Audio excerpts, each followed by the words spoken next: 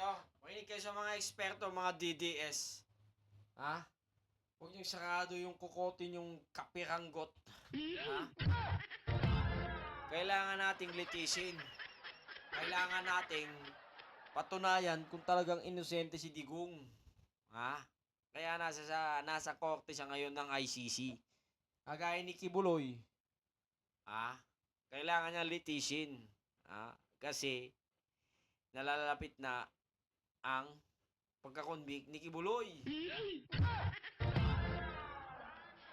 Eto, ngayon si Duterte naman, kahit matanda na yan, yung kinulong nga nung, yung nag-rally na matanda sa Caloocan, yung kinulong.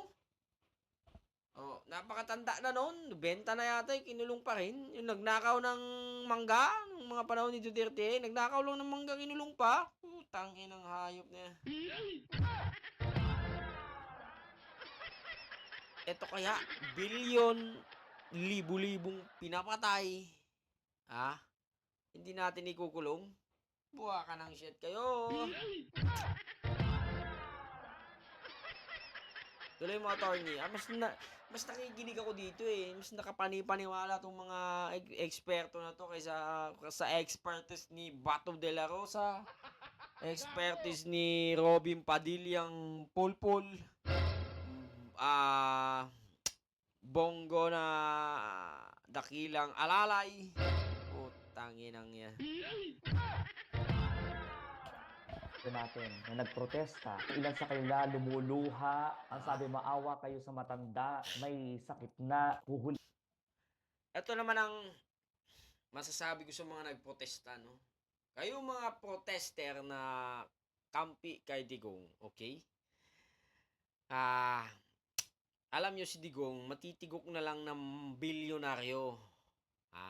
Kayo, matitigok na lang kayo na kayo ay isang worker lang. Pare-pares lang tayo mga worker. Anong pakialam nyo sa politika? Hindi naman kayo pinapalamon yan. Hindi naman kayo kayang protektahan yan. Bakit ganun? Unless kung binayaran kayo nung araw na yon, di ba? Yung mga nagpo-protesta na yan, di ba? Dapat pamilya lang ang tanging diyan, mangingialam diyan. Ang dami-dami, hindi mo kayo mga pamilya. Kala nyo, hindi nga kayo kilala ni Duterte, mga gunggong kayo. Tapos makasigaw kayo ng ng Tatay Digong. Tatay nyo ba yun? Ulol!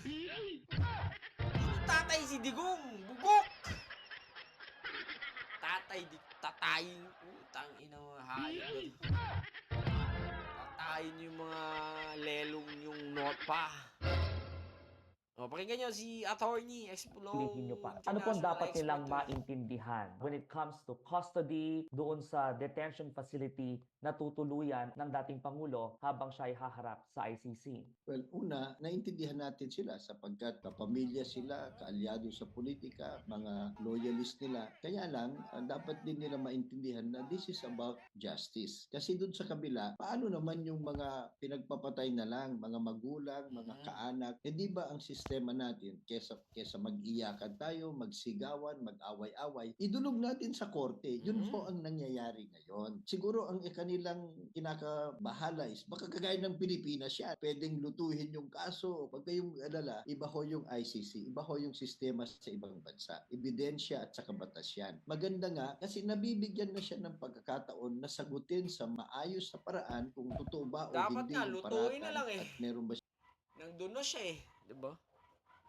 sa magandang depensa. Yung pangamba nila, matanda na yan, lolo na yan. Ito mga to, kilala ka ba ni Duterte? Ha? Pasay City o March 11? Ano ba binigay sa'yo ni Duterte? Pinutokan ka ba? Anak? Ganon? Or bahay, lupa? Connection sa droga? Ganon ba yun? Ano ba? Be specific naman, bossing. Be specific naman, ma'am. Hindi mo. At may sakit. Obligasyon at responsibilidad naman ng ICC na pangalagaan yung kanyang sakit. Tama, di hamak naman na mas magaling ang mga ospital sa the Netherlands. Mas magaling ang mga doktor. Ha? Kaya wag na kayong si Tatay New Diggs, nandun na. Kaya umayos-ayos na kayo, ha? Kasi kayo na susunod na ipapadala doon pag hindi kayo nagsiayos, ha? Please.